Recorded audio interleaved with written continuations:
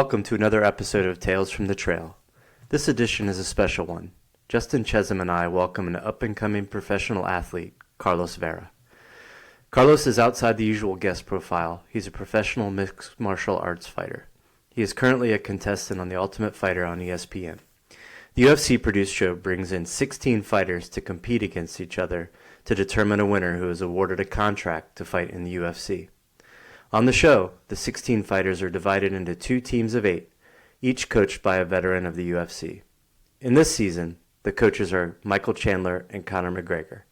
Carlos is on MacGregor's side and shares a bit of that experience with us. However, the main reason I wanted Carlos to join us is that he is uniquely qualified to share what mindset it takes to continually progress and reach your goals, which transcend sport. As you'll hear, Carlos went from his comfortable life of wearing a suit and tie in the financial world to become a professional fighter. There are many lessons to glean from this episode about discipline, resilience, sacrifice, overcoming obstacles, and maintaining focus on your objectives. I can't thank Carlos enough for joining us. He's put a lot of thought into pursuing a career in fighting, and it shows in his thoughtful conversation with us.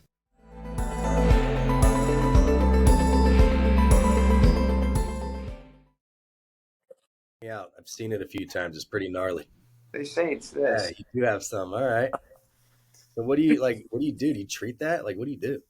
Oh, man, it's actually when you don't treat it, you hit your ears so much that your ears just kind of harden up. The cartilage that you have there just gets really hard. It's no longer flimsy. So it actually becomes a weapon in itself. It gets swollen, and then when it tightens up, it just becomes cauliflower ear. It actually helps it's like a little shield to your head. It's weird. Oh wow. Yeah. That's always. It's funny when you see that up close. It's always a double take. You're like, whoa, Yeah. man. You know, I've seen some big ones there. Barbers are obsessed with it. They'll start cutting your hair, and they'll be like, what is that? I was like, just my ears, bro. Yeah, right. It's funny. Yeah. Hey, Carlos, thank you for coming on. This is a real pleasure and a privilege. Today we have Carlos Vera. He is a professional mixed martial artist fighter. You've been doing it for a number of years now, and currently you're an active contestant on The Ultimate Fighter through the UFC, and you're on Conor McGregor's team. And you guys are going up against Michael Chandler's team. So there's 16 of you guys in a house and 2 teams, and you're battling it out for an MMA or a UFC contract. So, I mean, pretty cool. I mean, I think you might be our first professional athlete on here, which is pretty cool. Cool. We'll get to that experience in a minute. We also have Justin Chezem here, whatever. So, Hi, not a professional. yeah. So, Carlos, I wanted to delve into kind of what shaped you and, how you got where you are, and talk about growing up and where you're from, and, give us what you want to share with, growing up and with the thought in the back of your head, like, this is what developed me into, having the will and the resilience to be a professional fighter. Sure. Carlos Vera, thank you guys firstly for having me on the show. Secondly, I'm from South America, Ecuador. I was born there. I came to the States as a kid. I was 3-4 years old when I came to the States. And we moved to New Orleans. It's a beautiful but gritty place. And up until about almost 7 years ago now, I moved to Washington, D.C., specifically to better my jiu-jitsu. Since I am a professional mixed martial artist, I knew that was the jiu-jitsu and wrestling part was a part of my arsenal that I wanted to sharpen up. And what better place than Ryan Hall's Academy here in outside of D.C.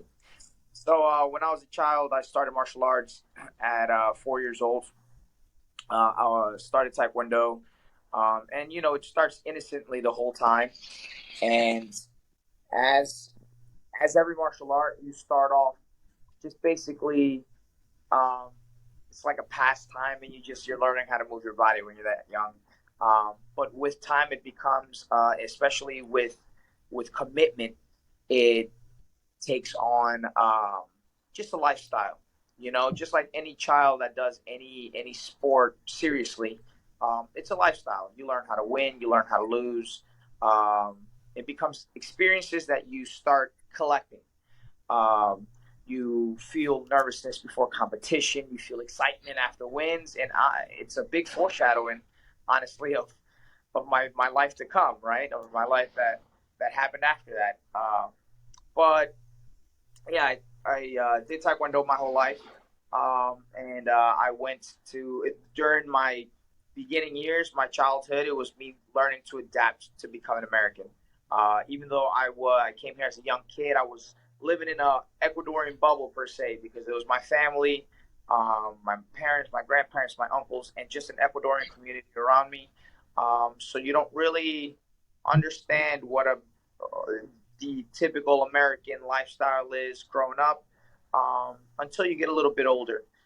So that in itself is a gritty, an immigrant lifestyle is it's a gritty way of life. Like you know that you're going to face obstacles. We didn't come with much of anything, and you're always taught to fight through hardship. It's understood that your life will be harder than others, and that was something that my family kind of just understood and made it very clear that we were going to have a little bit more of a difficult life, but to keep a smile on your face and keep pushing forward, and also to have a sense of pride because you do carry the Ecuadorian flag, and soon enough you will carry the American flag as well. And it's your job to represent yourself and both your flags properly. Um, Immigrants are proud people, man. So that's kind of how it starts. You know that grittiness starts from childhood, um, and sure enough, we worked our way pretty hard. Everybody, I mean, everybody has to work in the household. We all had to basically be disciplined enough to help run the household because we didn't have the means um, for just to be kids. So, you know, at a certain age, 11, 12 years old, I was starting to work, already bringing a little bit of income. Um, but I worked my way into a really prestigious high school. My parents were very strict on education, and I went to a Jesuit high school, which was a military Jesuit high school in New Orleans. Um, and Double whammy. it was a lot of studying, man, a lot of studying. It was a weird high school because it was all boys, and the most powerful students were the smartest students. It wasn't jocks. If you're a jock and you were dumb, you were laughed at, right? So the framing of the high school that I went to was completely different than what you see in movies. Uh, the and when you graduated, they put you in order from, I don't want to say dumbest to smartest, but lowest GPA to highest GPA, right? And it's like everybody always tried to go for the highest GPA.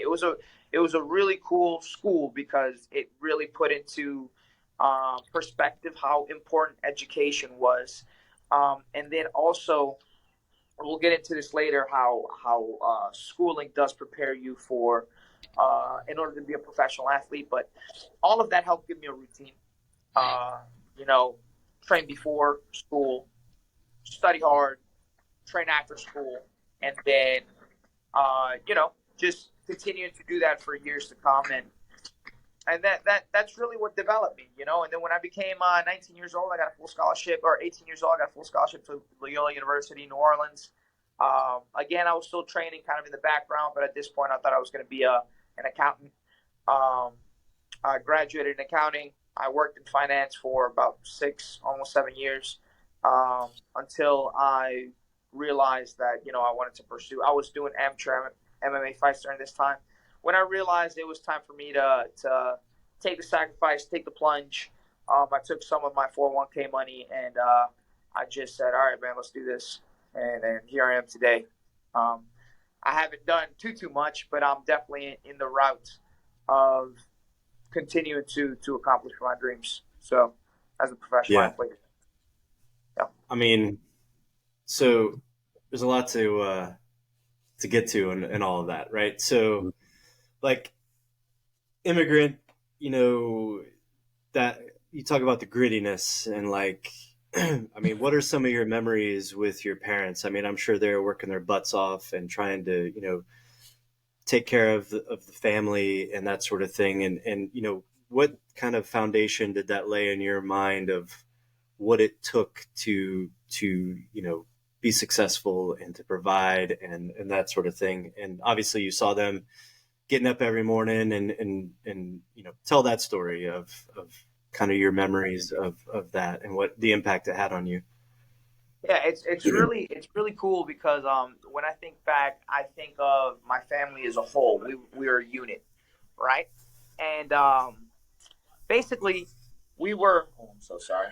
Let me go inside real quick. Basically, uh, when we started off, it was like I said, a unit, and my parents both had double jobs. My sorry. Kind of like Cheese's house. I know. Yeah, I'm Dude. taking care of I'm taking care of my dogs right now, so it's a little tough at the moment.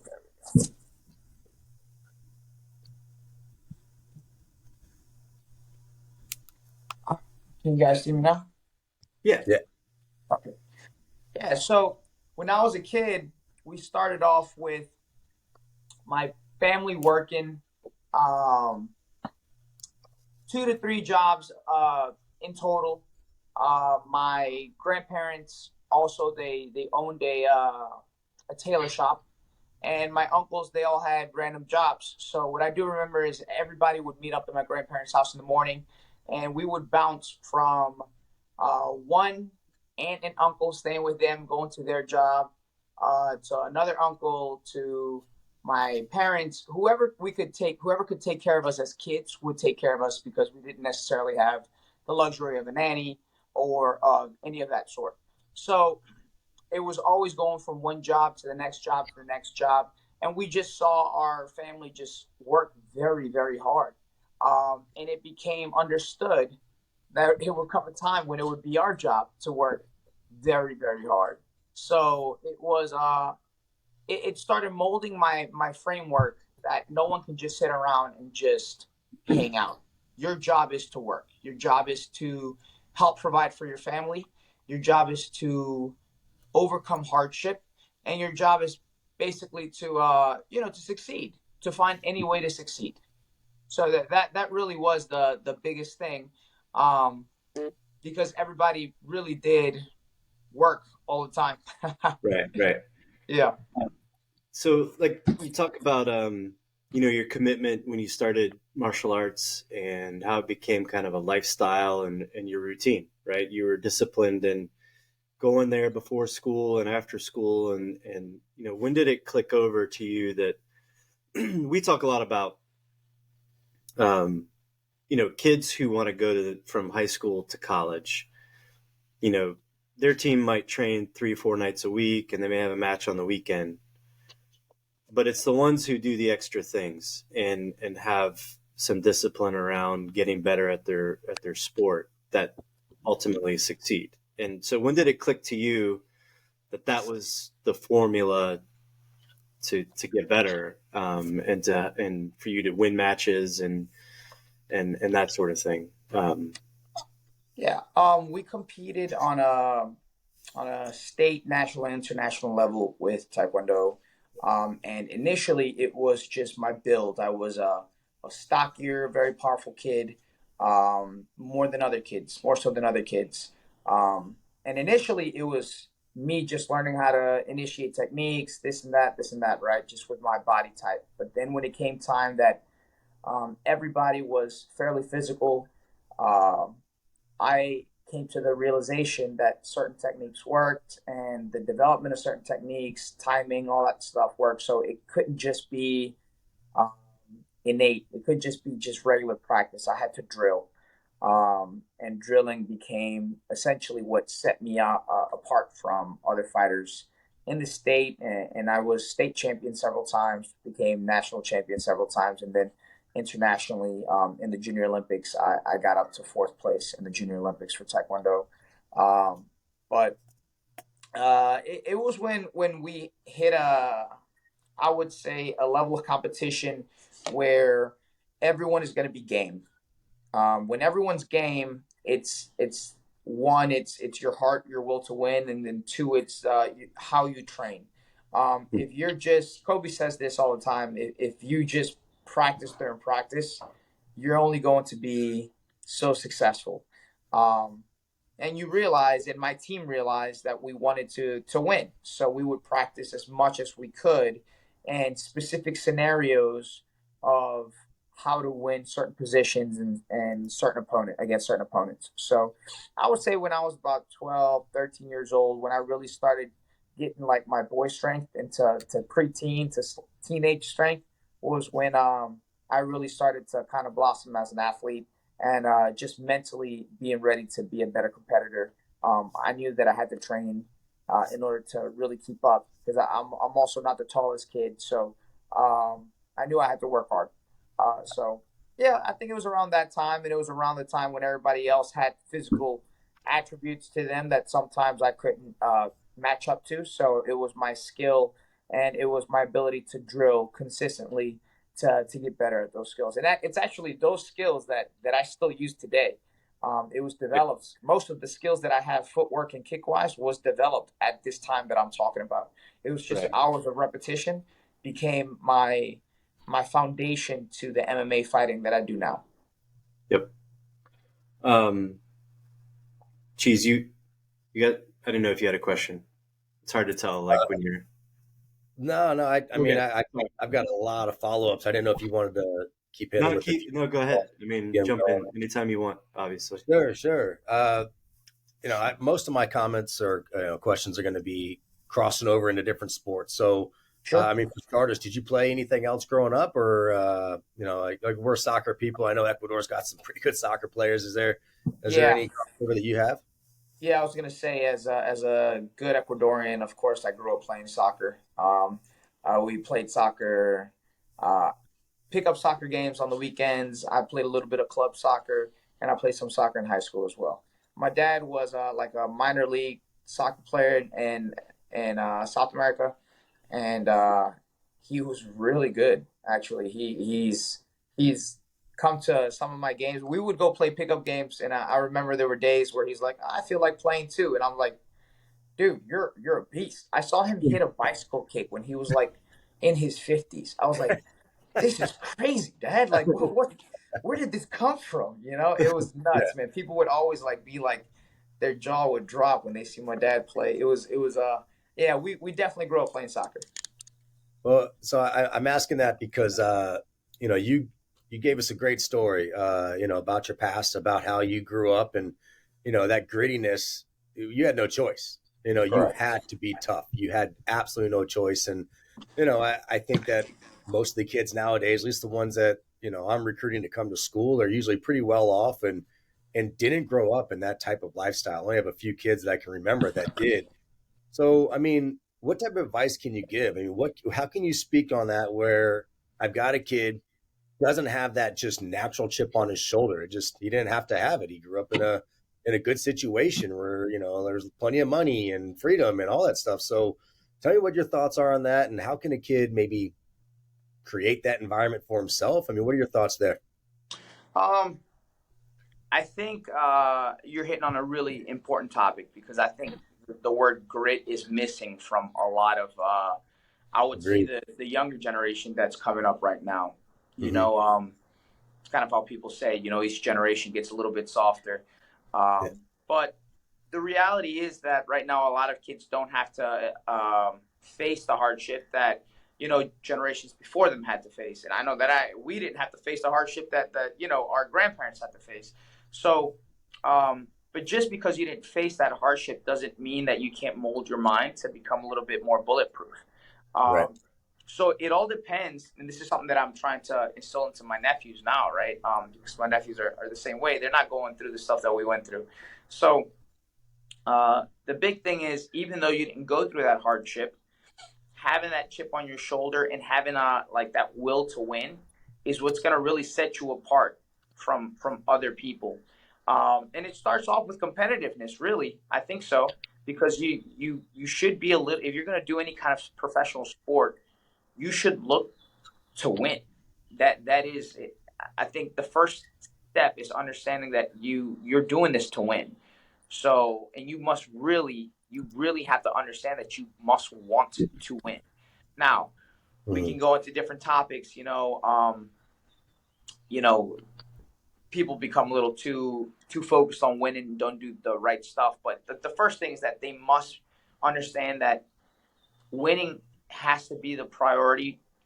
And then secondly, in order to win, you have to develop a certain lifestyle, So even if you don't have the grittiness, if you can find discipline and training a certain way all day, as much as you can, I feel like that's going to develop the grittiness in anybody. I mean, I know people that are like the fluffiest, that have had the perfect upbringing and haven't had to deal with any personal hardship, but they are the toughest son of a guns, man, that I've met just because of their discipline, because they train so darn much that they understand, or their body adapts to these scenarios, man, and they can fight anybody, or they can compete against anybody, whether they have a bad upbringing or not. Because at the end of the day, in sports, it's skill that wins.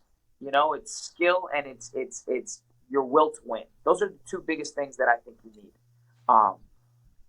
But yeah, that I think is my 2 cents on the grittiness. I think if you don't have necessarily that foundation, or that background, your discipline to work every day will create a certain type of personal grittiness. Because if you train every day, you believe that you deserve it just a little bit more than someone who doesn't train every day.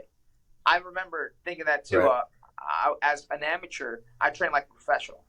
And whenever somebody, I had to fight somebody that wasn't training as much, that I knew that he wasn't training as much as I was like, this guy doesn't deserve to be in the ring. I'm going to hurt him. And as a competitor, as a soccer, my team, the same thing. We're like, hey, man, we played so dang much that there were times where, like, these guys just, this is a hobby for them, even though it might not have been. But it was kind of how we framed our thoughts, like they're not going to beat us, and that's where that grittiness, like, comes into play with your discipline and with your craft.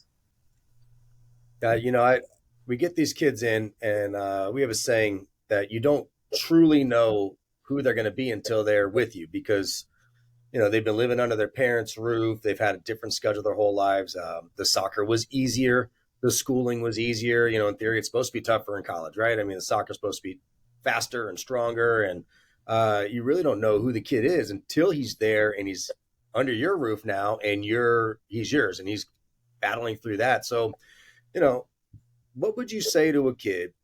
I get this question all the time from not only my incoming kids. I just saw a kid across the street that's going to another school. I'm talking to him a little bit about preparation. But what would you say to a kid who's about to go off? He's about to enter this whole new world, and this is what you need to prepare in order to get ready for that new world. Because most of these kids are good players. Most of these kids were smart enough at their school and were talented enough at their sport that they might think it's just going to carry over into the next world, and they don't realize that, now you're going to go against men 4 or 5 years older than you. It's just like when you enter this new world and now you're fighting people that are just as intense as you are about this. What's the advice? What do you give to those young men that, hey, you're starting in 2 months. This is what you need to be doing today? Yeah, first of all, I think it would be how you perceive what's happening. Right. I think the first thing would be to perceive it with excitement, to perceive it as a challenge, not to dread it. Right. If you're dreading competition, it's going to carry on throughout everything. If you're perceiving this as a threat, you're going to react differently than if you're perceiving this as a challenge and as something to be excited. Also, to look at this experience to be like, hey, man, these next few years, I'm never going to experience this for the rest of my life, like just gratitude, being able to be gracious and have that gratitude about, all right, because if you can see an end a hole at the end of the tunnel or a light at the end of the tunnel, you can put up with just about anything because you know that okay, there's going to be a point in time where I'm not going to be doing this. So, okay, let's make sure that this is a challenge that I'm willing to take on, and let's just never forget that I love what I do. This is what I want to do this, and if I don't want to do this, I should stop because there's going to be people that do want to do this, and they're going to quickly make me realize that maybe I'm not adept or suited to do this professionally or collegiately, which in America, collegiate sports are some of the most crazy, like talented, rugged sports out there, right? Just because it's so competitive. Um, so I think that would be the first thing is your outlook. How are you looking at this? I think the next thing is going to be to really set your goals. What is your goal? Is your goal to just do this for college and dip after that? Is your goal to try to actually win and potentially hit the next level of the professional rankings? Like, what is your goal? Write out your goals, you know? And honestly, I would say that at this point, a lot of them, actually, I don't know. I don't know how people, I don't know how the professional soccer, because I would assume it's very competitive to get into the pro leagues after college. So I assume that a lot of these guys, that's their goal. But maybe it's so competitive that it's not their goal. I'm not sure. But the big thing is going to be, hey, write down what your goals are. And as a coach, I would say, what are your goals? Are your goals to potentially hit the next level? I can use you. Because if you are going to be this guy, and this is what you say your goals are, we can help each other, But if your goals are just to coast along, you're going to be treated like that guy. No offense. Sure. You're just going to coast along. Hey, yeah, you can hit the bench. You want to come in? Cool. Come in for a game here or there. But get your ass back on that bench, bro. I mean, at the end of the day, man, it's winning that we want. Yeah. I don't care what anybody says. Yes, it's about learning. It's about the experience. But do you have the will to win? Do you want to win? I keep saying the same thing. If you want to win, and I'm not saying that they have to win, but as long as they know that they want to win, that you can mold a superstar with that. So I think those are the two biggest things. Understanding what your goal is. Is your goal to hit that next level? Cool. Then understand that you got to work. You got to work, right? And then also understand that this is a great experience. I think about this all the time in my personal life.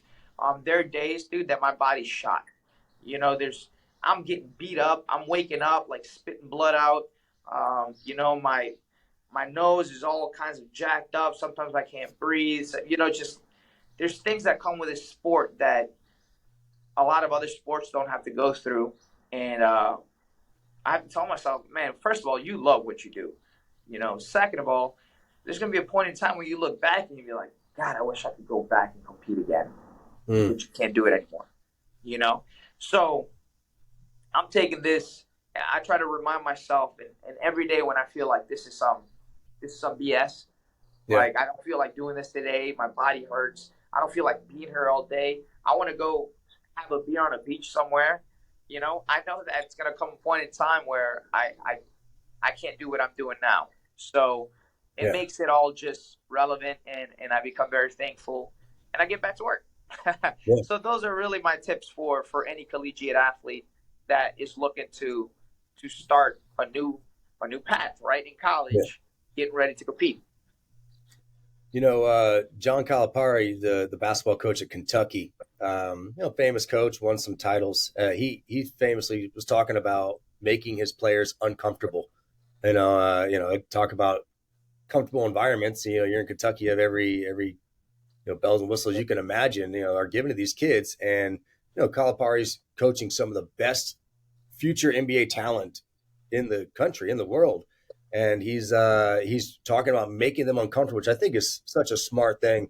And, we try to emulate that. We try to make these kids as uncomfortable as possible. So it gets tricky when you get to a kid that does make it. So you get this kid in, and he just does such a great job. So for your world, you climb the ladder quickly. You're a young fighter, and you pick up some big wins fast, and you're now headlining events. You've got that chip, and you're special on top of that. and you climb all the way to the top, and now you're there. So the equivalent for us is we have a freshman that's, rookie of the year or all conference, or, a kid that Scott and I coached that was a All-American in his freshman year. It's like, how does that kid stay there now? Now he's already climbed to the top. He might be comfortable. He might be sitting there like, oh, I'm good. I already did it.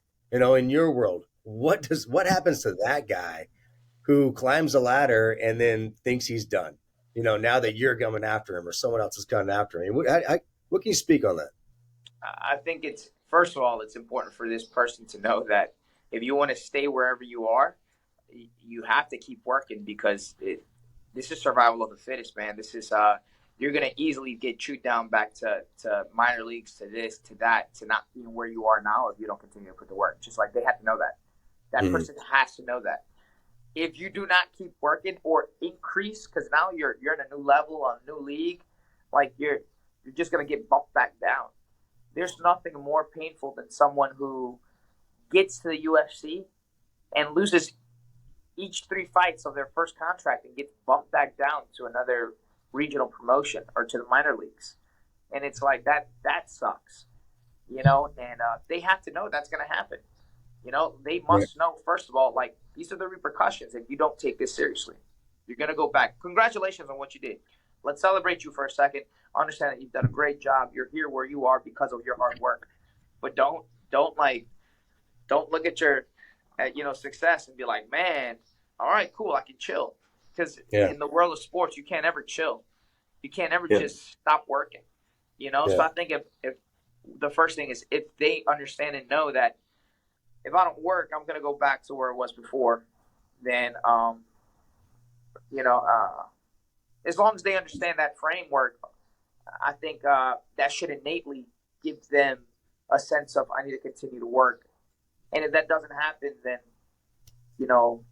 they're not going to succeed at that level, because the best players are always going to work like that. The best, the top of the notch are always going to work like that.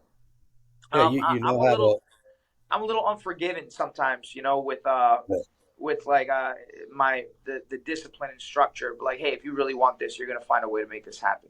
And if you made it happen, cool. You better get to work even more. Now, sure, there are moments where losses are gonna come and like setbacks are gonna happen, but that's part of the game. But if you're not putting your work in, the time in necessary to continue to reach to that next level, then you don't deserve to be there. Yeah. And now you have that target. I mean, now we're all gunning for you, and now that you're at the top, the fall is greater. Yeah. Now if you fall, it's going to hurt. I mean, if you're at the bottom and you fall, you dust yourself off again. Right. But you make it up there and then you fall. I mean, we've got there's some famous examples of people that, oh, wow, look what happened to him shortly after he won everything. I mean, that's it's definitely something you want to avoid. It's obviously it's a different level. It's a micro level compared to some of the pro examples of what we're talking about on the college level, where you're great as a freshman or sophomore and then you don't have a good junior or senior year. It's a little different, of course, but what we're really, really talking about here is the mindset. What are you doing about it? We were talking about this in the pandemic. We couldn't do anything. We couldn't even see our guys. We were doing Zoom calls all the time. Like, how can I be a soccer coach on the computer? So it's not the same. But we had one message and one message only. It's, when this is over, you're either going to come out of it better or you're going to come out of it worse. And now it's 100% on you because, dude, you're on your own. You're at home.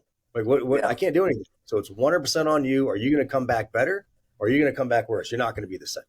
Yeah. Hey, Carlos, I want to go back to when you're wearing your suit and tie and your loafers or your wingtips or whatever. And you make that decision. You're like, screw this. I'm burning the boats. There's no plan B. I'm going to go pursue my dream. And I think this is really applicable to kids as they're thinking, like, I'm going to be a college soccer player. I'm going to go be a Division I. I'm going to go, be a starter on a big team. And like, I'm sure you're a smart dude. You didn't say, I'm just going to go do it. Like, you had a plan, right? And you knew that you had the discipline.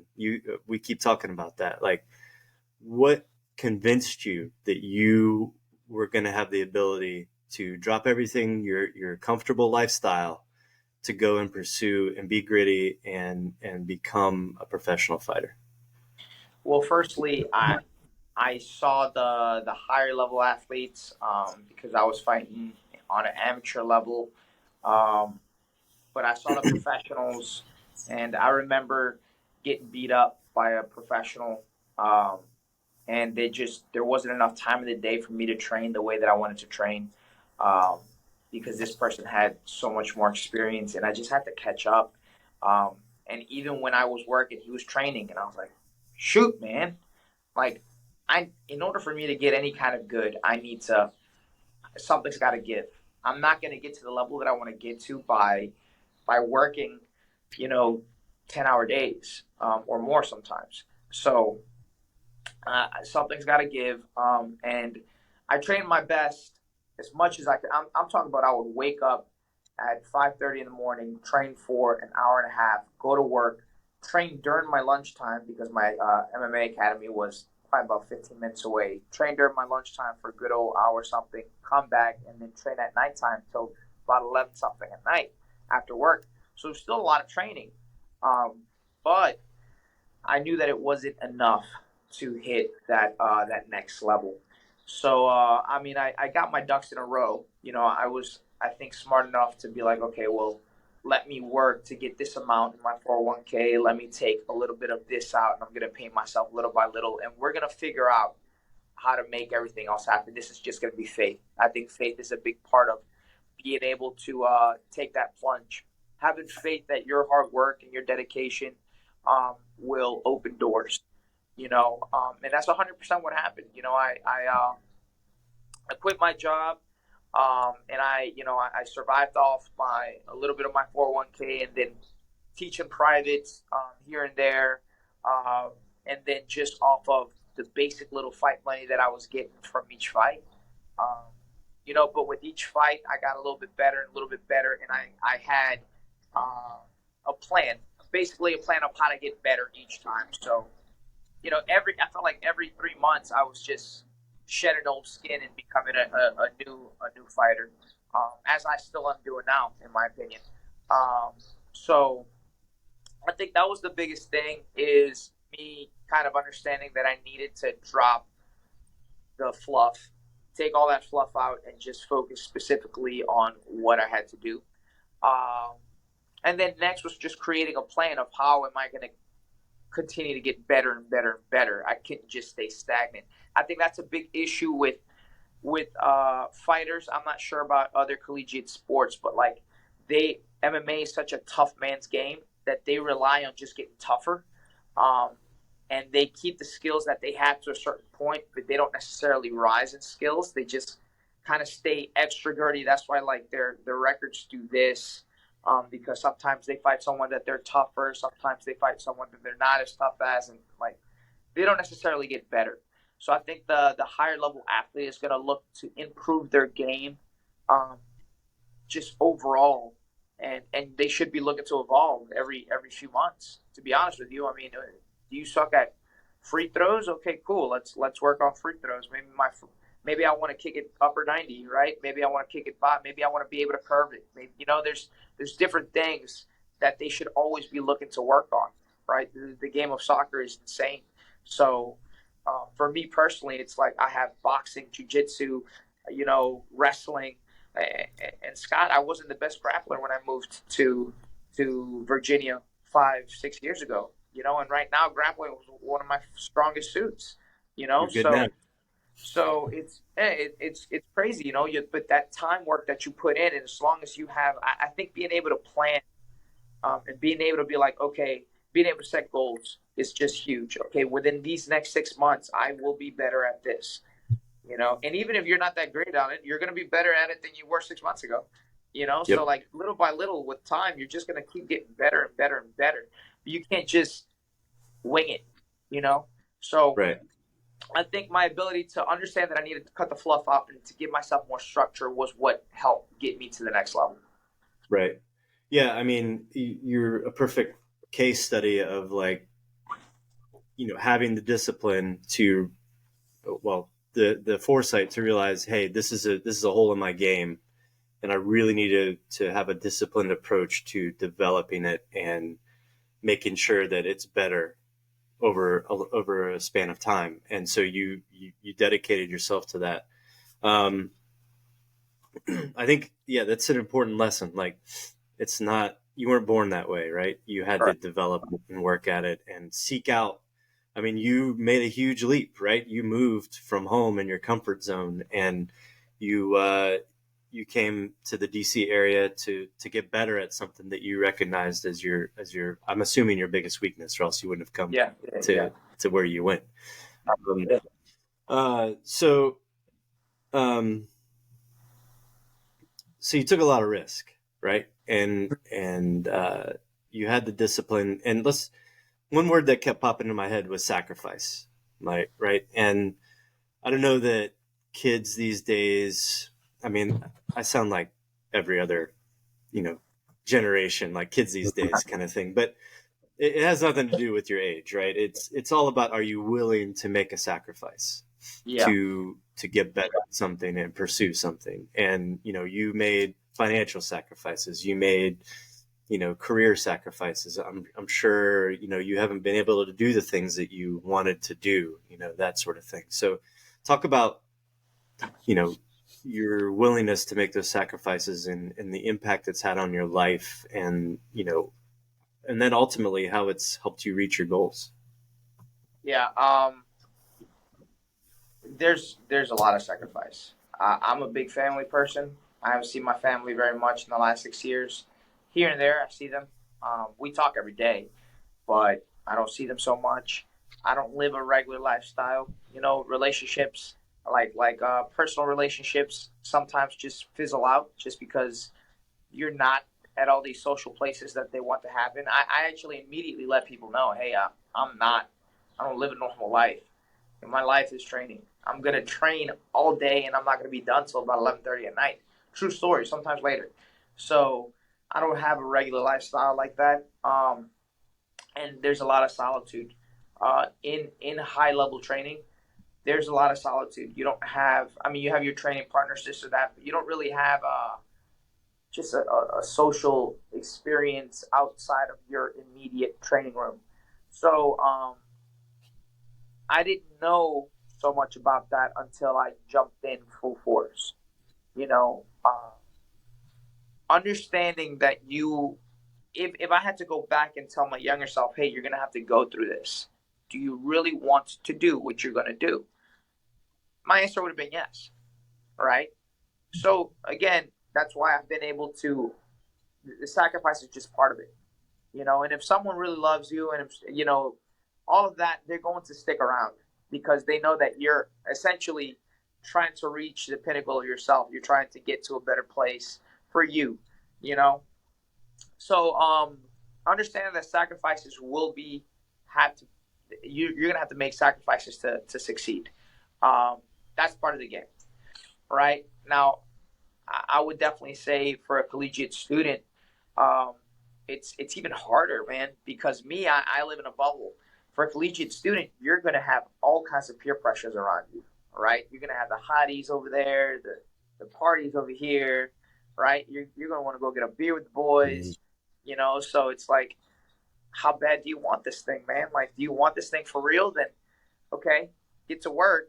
But also don't forget that you can enjoy life a little bit here and there, but your goal has to be set. I think one big thing that I have is a whiteboard, and I write my goal.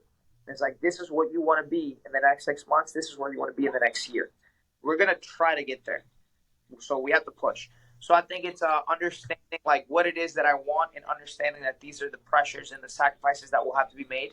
As long as I'm pushing towards that direction, and as long as there's like I would say on average, 80-20. I'm 80% working all the time, 20% I can kind of relax. That's kind of giving me the, cool, you can relax at this time. Don't worry, because you're going to be training your ass off all day tomorrow, and you already trained your ass off from here to here. So you do have to have a little bit of balance because you don't want to burn yourself out.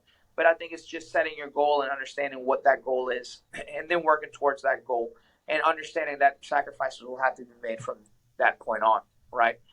And then just know the game is relentless, dude. If you don't want to make those sacrifices, somebody else does want to make that sacrifice, and you're not going to be part of that race anymore, you know? So as long as those people understand that, which I assume when you're at a collegiate level, I assume that most people understand that you're going to have to make sacrifice. You're a student athlete. You're going to have to make a lot of sacrifice to succeed and hit that next level. Hey, Carlos, so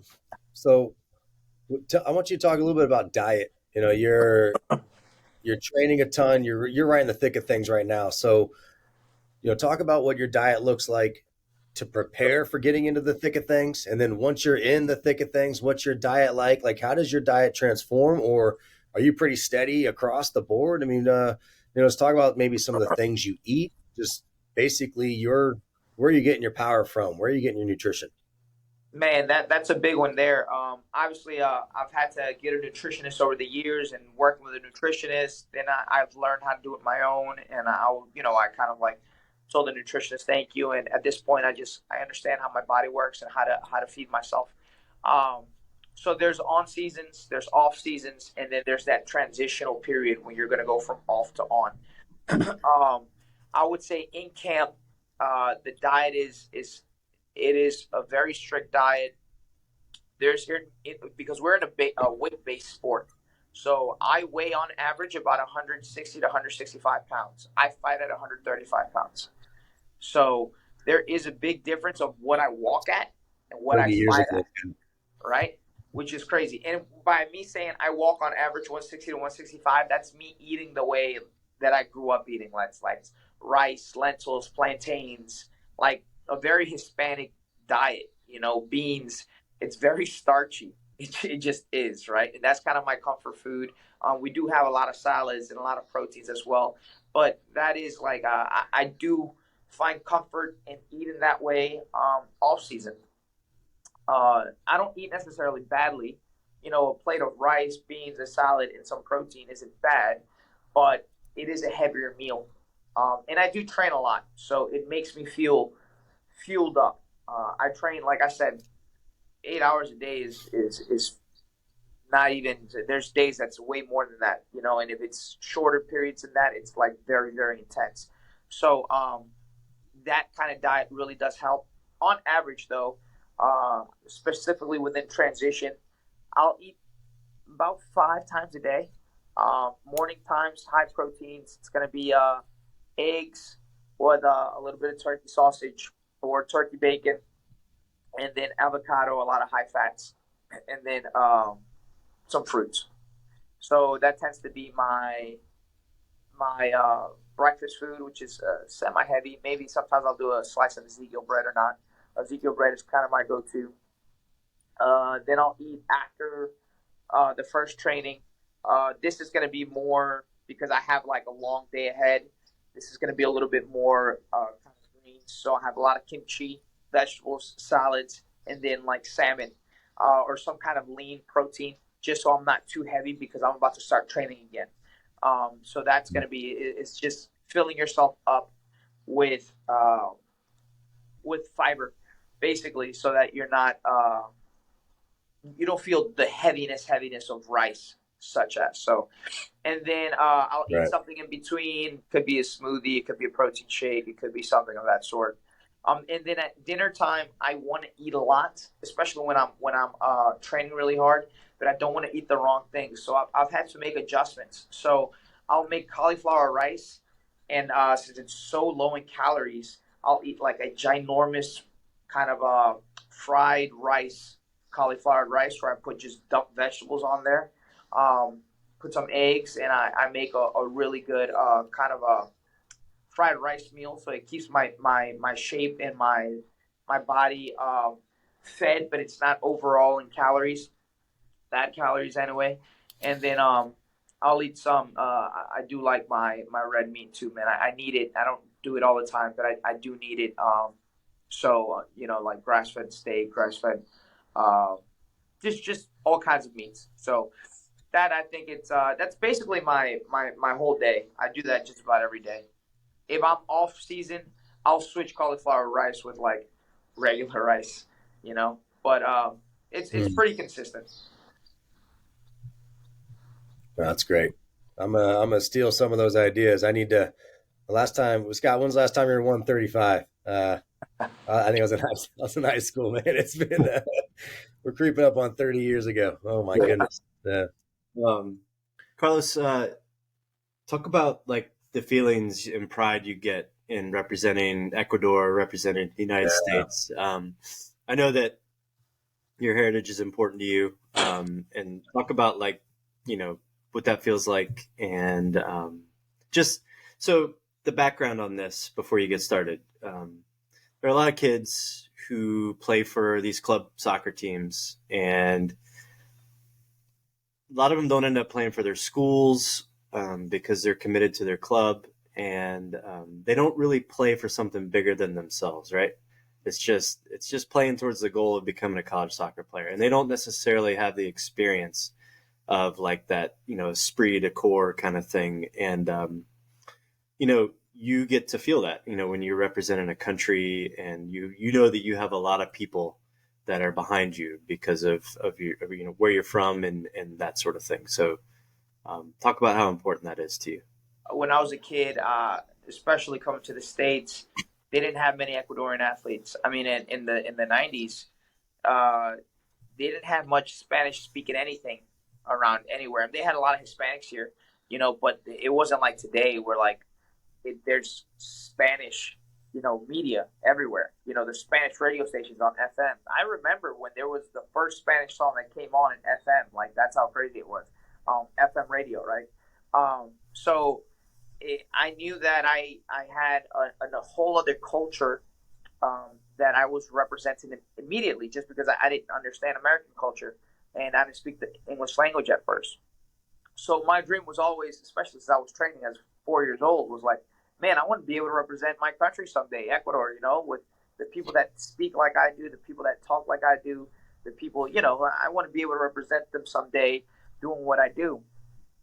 And actually, Ecuador didn't have a Taekwondo team, an international Taekwondo team. So again, we went to the Junior Olympics, and I made the Junior Olympics twice. And the first time when I qualified, I wasn't an American citizen yet, and I couldn't represent the U.S. Ecuador didn't have a team at that time, so I wasn't able to compete. I wasn't able to compete at the Junior Olympics. It was a big, it was a hard time for me, because when you train, you're 15 years old, 14 years old, and you train your whole life, and you're like, I got this experience, I got this opportunity, and you couldn't do it. That was a bummer. When they're like, dude, you're not American, you can't compete. I was like, and they don't have an Ecuadorian team, you can't even train with. I was like, it was rough. So I became a citizen eventually, and I competed and I represented the U.S. And it was really cool, because in Taekwondo, Koreans and the Asian countries and African countries are actually very, very high level with those. So when I was able to, to represent the U.S. and walk in, and we had that U.S. Kind of like suit and stuff, it was cool as a kid. That was really special, but it was special for me because I had to become that citizen. It's like, hey, you are now a U.S. citizen. You're an American. So that was special that I could represent what I had just become. But there was still an innate part of me that wanted to represent my home country, like where I came from, my family. So when I became a professional, and I was finally in like the minor leagues where I'm like showing, like, I'm fighting on camera and you can watch me all over the world compete. When I can walk out wearing my Ecuadorian flag, when I can, when they say my name, born Manta, Ecuador, like there's a big pride there. And I remember me as a kid, there weren't many Ecuadorian athletes anywhere. So whenever I would see an Ecuadorian athlete, like they would have some bicyclists, I was like, oh man, as a kid, you're like, he's cool. Like, let's go for him. So like a part of me does want to fight for those kids that they don't see. We still don't have a lot of Ecuadorian MMA fighters. It's grown little by little, but I want to be able to inspire some of those kids, because I remember how inspired I was by cyclists, and I don't even know the first thing about riding a bike, dude. I can ride it. That's about it, But I was like, man, go for it. You can do it, So I wanted to be that guy, at least be able to represent Ecuador. So that's a big thing, whenever I talk, and then the next thing, the other place that I want to represent always is New Orleans, because New Orleans saw me grow up, man. Like New Orleans saw me.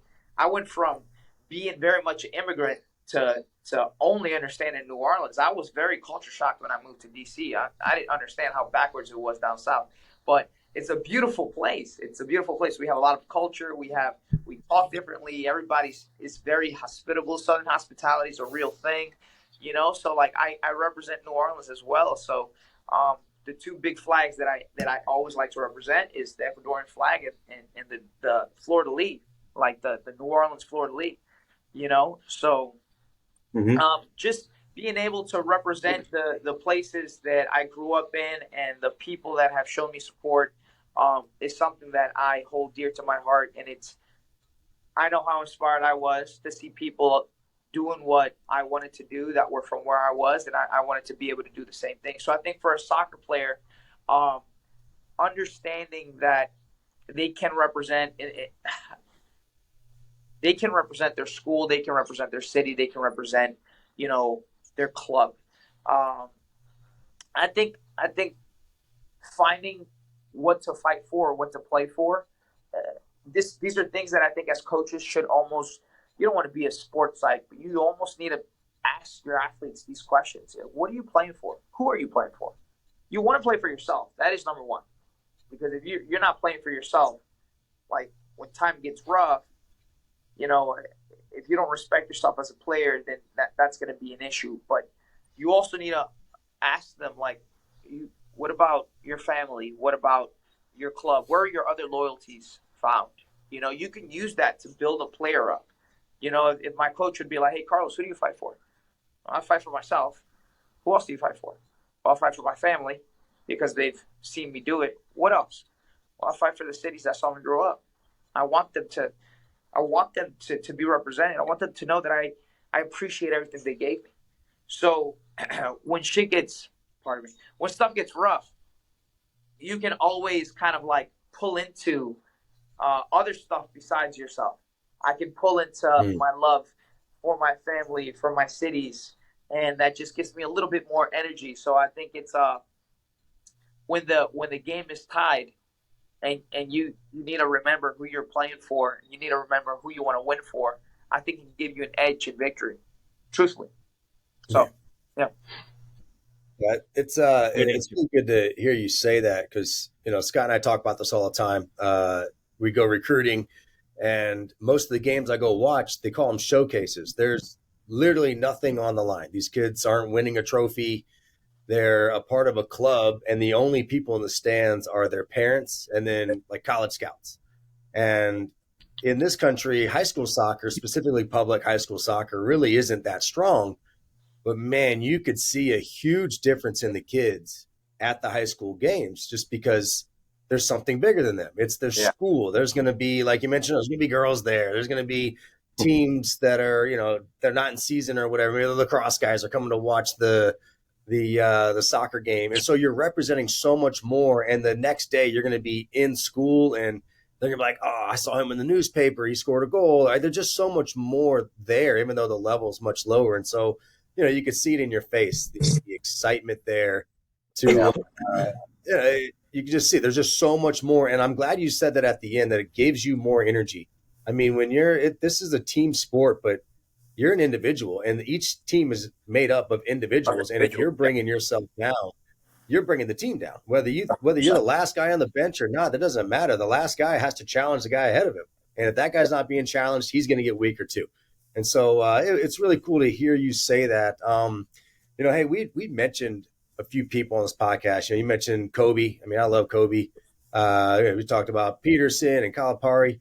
Is there anybody you watch? Is there anything that you're like, man, if this guy's speaking, I got to hear him? Or some YouTuber that you're pretty pumped about? Anybody that gives you that little extra edge? It's funny. I was asked this a few times while I was in Vegas. But there are my go-tos that I listen to when getting into that state of mind. And yeah, a lot of them are just people that have sacrificed everything to be their best. So yeah, I like Michael Jordan, Kobe Bryant. Their stories are just crazy, crazy inspiring. Steph Curry, Yeah. another one. You know, like Steph Curry wasn't great initially. He wasn't like the prospect that everybody thought was going to be amazing, you know, and like he came to revolutionize the game a little bit with a lot of it with his Mhm. shots. Now you have 13-year-old kids practicing half court shots. You know, it's like these are guys in basketball and boxing. I look at so many other, like they have so many different personalities in fighting because they're personal. It's a personal sport. But yeah, I mean, I'm looking at Floyd Mayweather. He talks all that trash, but man, does he work. You earned it, Mhm. bro. You want to talk that trash? You earned it. Do it. Mhm. Let somebody beat you. They can't? Oh, because you earned it. So good for you. Mhm. You Yeah. know, Muhammad Ali. We're talking about people that fight for something else. Man, what a freaking hero. He fought for the civil rights. He fought for a revolution. He fought for a mass of people that didn't have rights at a time. You know, he fought for something way bigger than him. So there there are a lot of people that I like to watch that inspire me. I like Jordan Peterson too. Jordan Peterson is a very logical person. Um, his logic is something that I want to learn more about. When I hear him talk, I'm like, man, this guy is, yes, he's smart, but the way that he comes up with stuff, it Yeah. makes sense, you know. But I use all of that for my fighting. When I see the way he thinks, I was like, I should think like that when it comes down to how I fight, to how I perceive an Mhm. incident, to how I'm going to set this camp mentally, you know. So those are really the biggest names that I do look to. Um, and then, you know, just you have other people, you have actors that have gone through this and that. You know, I try to find inspiration everywhere. Um, but Yeah. I think the biggest athletes were the ones that I just gave you right now. Nice. Um, I got two more things. So, what are you focused on now to, take yourself to the next level? And, what's it going to take for you to get there? What are you working on now? Um, and kind of from a mental level too, right? I mean, it seems like guys at your level, there's a lot of physical equality, and maybe the differentiator is how you attack things mentally. And so, what are you working on now that can get you from where you are now to where you want to go? So, firstly, I do have a sports site that I work with. I understood before COVID, I was 8-3. Before moving to Virginia, I was six. I was 7-1, 6-1 before moving to Virginia as a professional. Um, and then I trained for a year with the gym that we're at now with my coach, and I fought at a pretty good show here in the DMV area, and I won against a big jiu-jitsu black belt. I was a purple belt, so if you don't know the ranking system, black belt is the highest level. Purple belt is two belts below that. It's still the intermediate advanced kind of belt. I that had been my kryptonite. Fighting any kind of grappler was always my kryptonite, and I won, very, very, in a very dominant fashion, using jujitsu. But then I started getting scouted, and when I started getting scouted, it was from the matchmakers of the UFC, other organizations, and when you start getting scouted, uh, it changes the game a little bit. They started following me on Instagram. They started, like messaging me, and I was like, oh man, And my next four fights, I went 2-2 because I let that get to my mind. I was like, I started fighting for what could be instead of focusing on what is, and I needed to find a sports psych. I knew that there was a flaw. However, I was seeing it in my head, it wasn't allowing me to express myself fully, and there was something was hampering me. So I knew that I needed to find help in that sense. And right before COVID, I found a sports psych, and we've been working together ever since. And he's been everything that I needed to really help the outlook and help me perform at my highest without worrying about all the external factors. So I think what I'm working on mentally with him, I see him once a week off camp. Um, and then during camp, I could see him twice to three times a week. And during fight week, I could talk to him, however many times I need to talk to him during fight week. So I think that's an important thing, one, to understand that the mental game is insanely important. If your players, if their minds aren't where they should be, they could be the best player in the world. They might not perform well that night. I've in my soccer team, we had like the number one guy, miss. He just couldn't shoot when there wasn't any pressure, he would be the best free throw kicker ever. But whenever there was pressure on the game, his free throws or his penalty shots were not the best. And he lost us several games because of that. But it's a mental game, right? So with them right now, with my sports psych at the moment, we're just working on building fundamentals with being centered. And this seems fluffy. I was like, what does that mean? But if you look into Kobe and if you look into Michael Jordan, being centered, especially with Kobe, was a huge part of the game. Like being able to focus specifically on your breathing and where you are at the moment versus what's going on around you versus all the external factors, what people are seeing, what people think about you, you thinking about the future, because your anxiety comes from your thoughts of the future, right? And then you've been punished from your mistakes in the past. So you can't think in the past.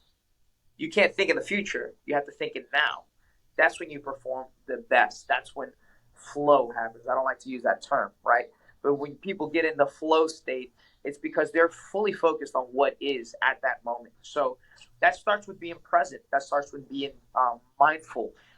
When you can close your eyes and breathe and just be present in the moment and feel the wind blow through your hair and feel the chair that you're sitting in, that's how that starts. So right now we're actually working on that. We've been working on visualization. On top of that, so being centered and visualizing and almost visualizing yourself being centered, if that makes any kind of sense. But that's what I'm working on right now mentally with my sports psych. And then skillfully wise, again, we have to have different things. As a fighter, I'm a Taekwondo fighter, which is a long range fighter. It's really hard to hit me. You'll see it. People have a hard time hitting me because of my movement, because of my range that I play at, that I fight at.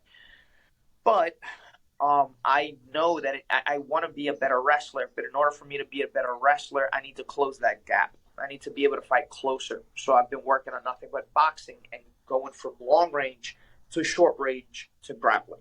So that's where I'm at right now. Transitionally, I'm just working close range. If you see me spar now, I'm going to look like a different fighter, but I have to put myself in these scenarios because when I fight, obviously I'm not going to fight that way, but when it comes time to close the distance, I know how to do it. And if someone wants to close the distance for me, right, I don't feel like I am in a place where I'm compromised. So as a striker, I'm fighting closer range, inside dirty boxing, into wrestling.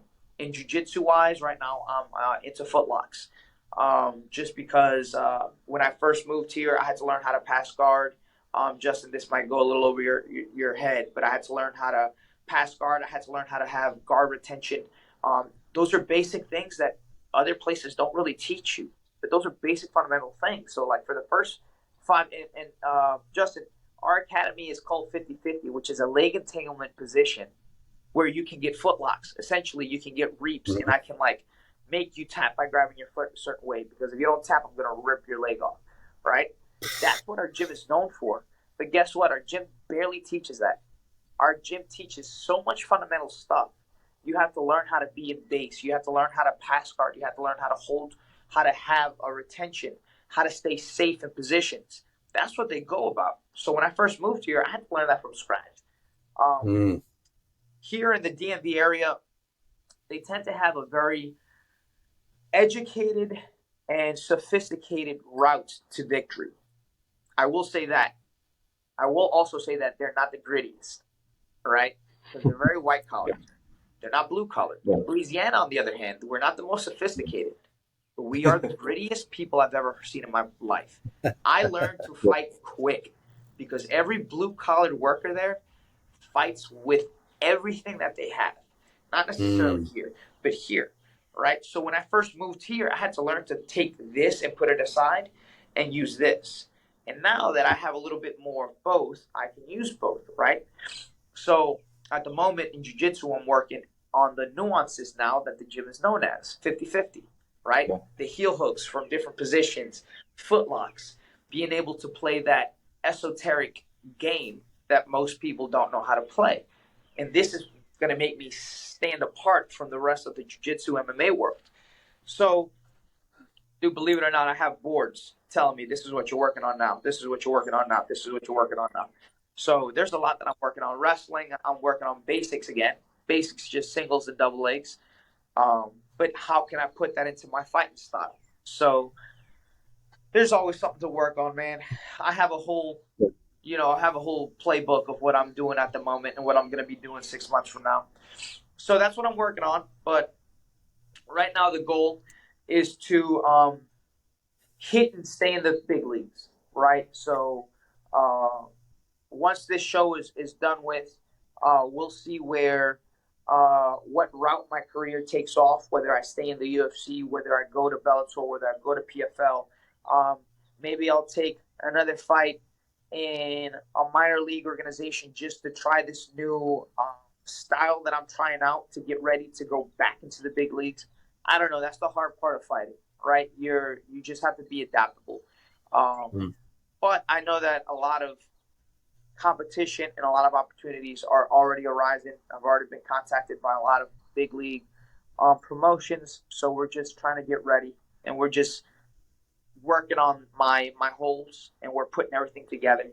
And lastly, even though we're doing all of this, working on holes and doing that, I try to remind myself of who I am as a fighter, what my strengths are, what has brought me to the level that I'm at now, skill-wise, and not forget about that. Because sometimes you get so focused on all the new stuff that you forget all the stuff that you have that is world-class, that you almost lose a little bit of your identity. So that's part of the mental game also. Don't forget who you are and what you do best. And then everything else, you just sprinkle on to what you do organically the best, right? And that's how you're going to become better each time. But yeah, that's kind of where I'm at the moment. Yeah, I mean, if you take that back to who our audience primarily is, it's being honest with yourself and acknowledging where your weaknesses are. Maybe you need to work on your off foot. Maybe you're a right-footed player and you your left foot is for standing on, basically. So you need to develop a left foot, or your vision, your field vision, or your tactical awareness, and that sort of thing. So, I mean, as an athlete, as someone who wants to get better, you have to be honest with yourself and, address the holes in your game, so to speak. Yeah. So, Cheese, you have anything to say on that? I got one more question before we mercifully let Carlos go here. I just want to know what the experience was like. You're on ESPN every week. You're on The Ultimate Fighter, and I'm sure you've been asked this a million times, but you got cameras around you for how long were you there? About 2 months. 2 months. Yeah. So yeah.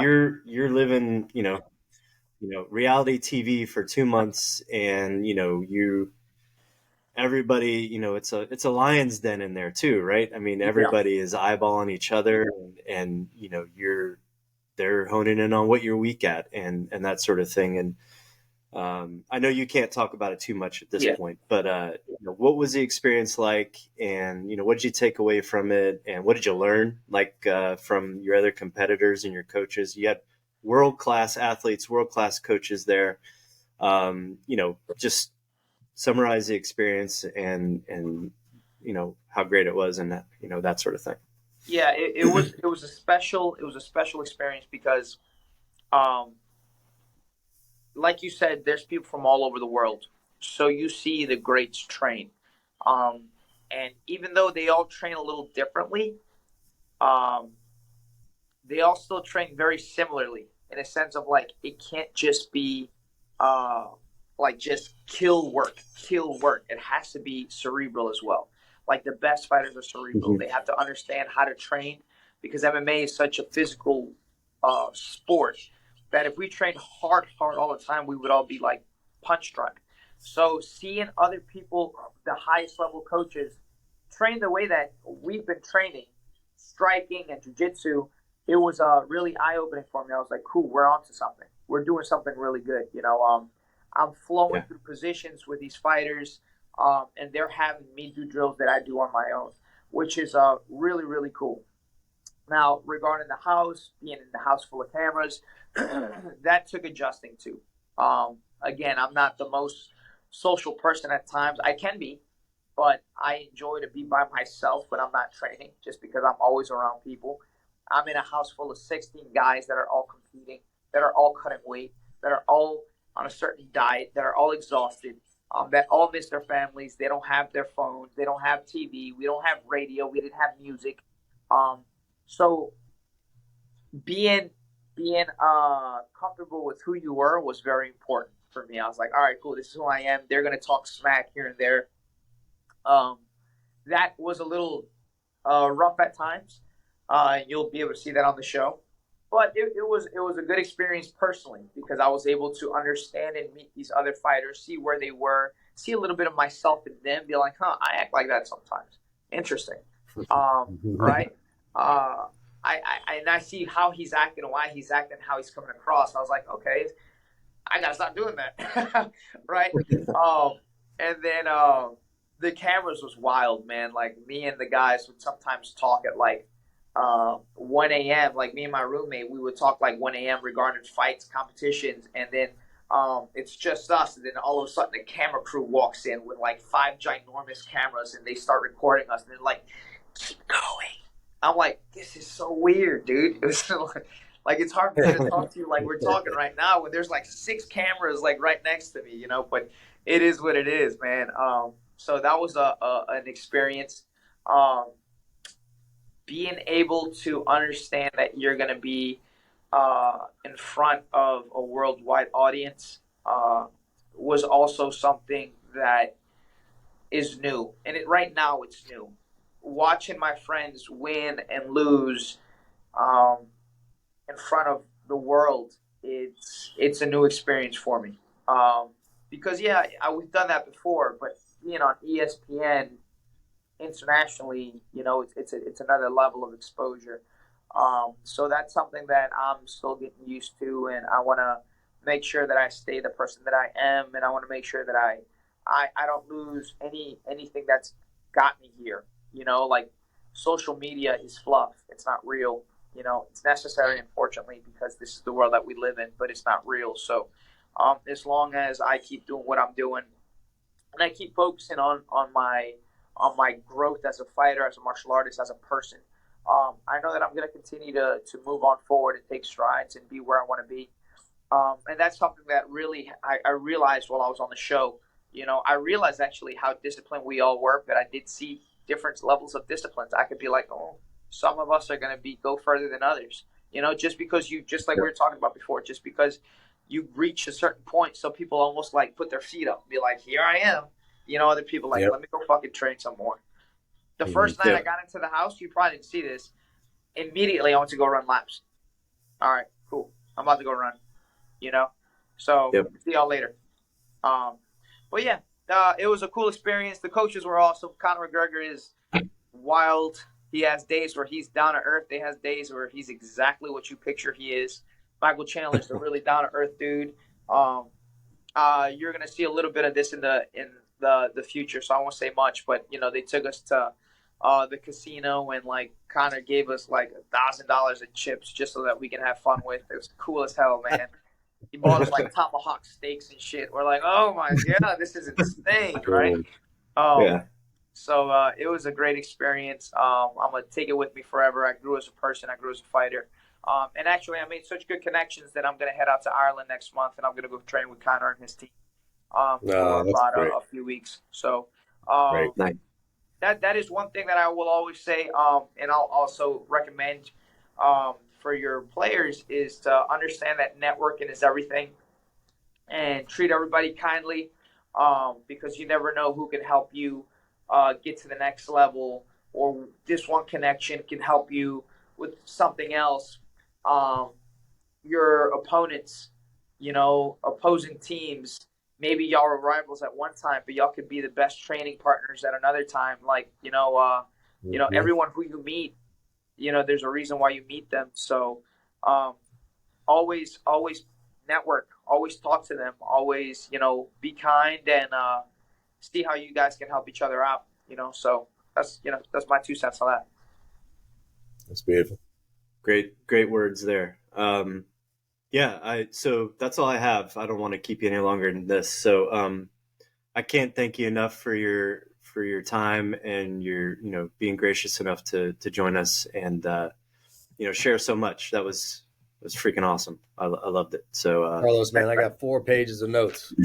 Oh, So I appreciate it, buddy. awesome. Guys, whatever you might be coming down to give a team talk. Thank you, guys. Yeah. Thanks, guys. Thanks.